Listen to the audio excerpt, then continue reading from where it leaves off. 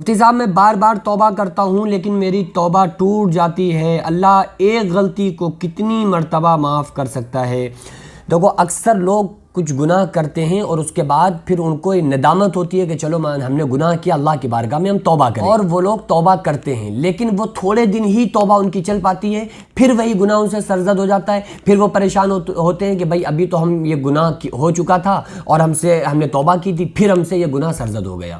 تو دیکھو کتنی مرتبہ ہمارے گناہوں کو اللہ تعالیٰ معاف کرتا ہے اور کتنے گناہوں کے بعد پھر اللہ تعالیٰ ہمیں اس گناہ پر معافی نہیں دیتا ہے۔ اللہ تبارک و تعالیٰ خود فرماتا ہے کہ اگر تم سارے لوگ دنیا کے نیک ہو جاؤ اور گناہ کرنا ہی چھوڑ دو کہ اب گناہ ہی نہیں کریں گے اور ساری دنیا نیک ہو جائے، تو اللہ فرماتا ہے پھر میں ایسے لوگوں کو پیدا کروں گا کہ جو گناہ کریں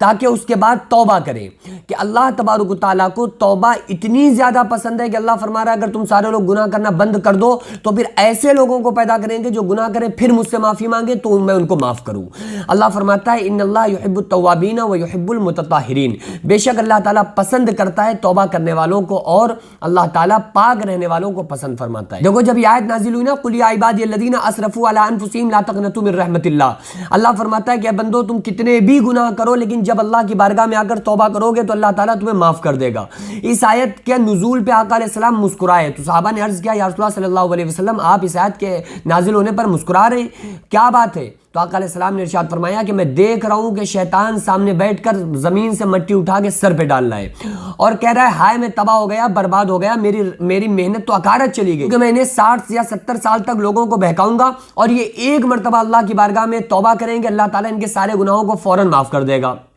تو ابلیس نے پھر تمام اپنی شیاطین اپنی ذریات کو بیٹھالا اور ان سے پوچھا کہ اب کیا کرو گے، اب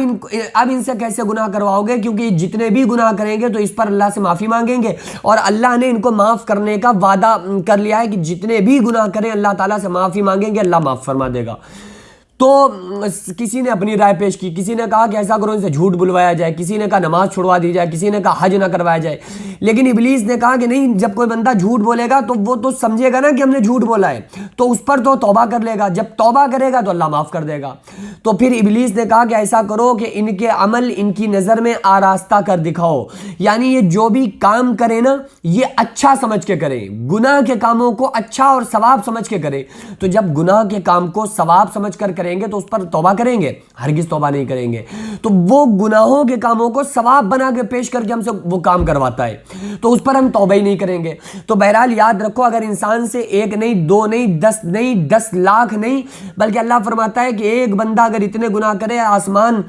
کالا پڑ جائے زمین کالی پڑ جائے اس کے گناہوں کی نوسط سے، لیکن جب ایک مرتبہ گھر سے قدم نکالتا ہے کہ اے میرے رب میں تجھے منانے کے لیے آ رہا ہوں، تو اللہ تعالیٰ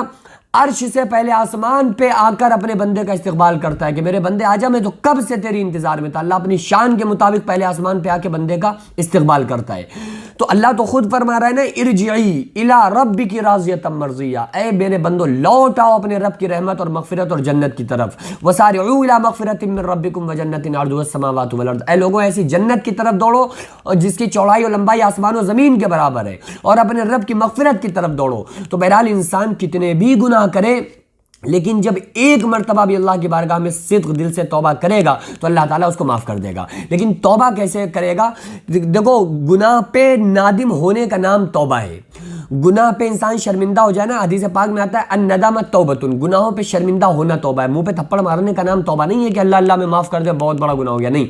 دل میں ندامت ہو کہ ہاں مولا ہم سے گناہ ہوا ہے مانتے ہیں لیکن تو ارحم الراحمین ہے، تو ہمارے گناہوں کو معاف کر دے، پھر چاہے وہ گناہ 10 بار ہو جائے لیکن جب آپ توبہ کریں نا نیت یہ ہونا چاہیے کہ اب آگے گناہ نہیں کریں گے،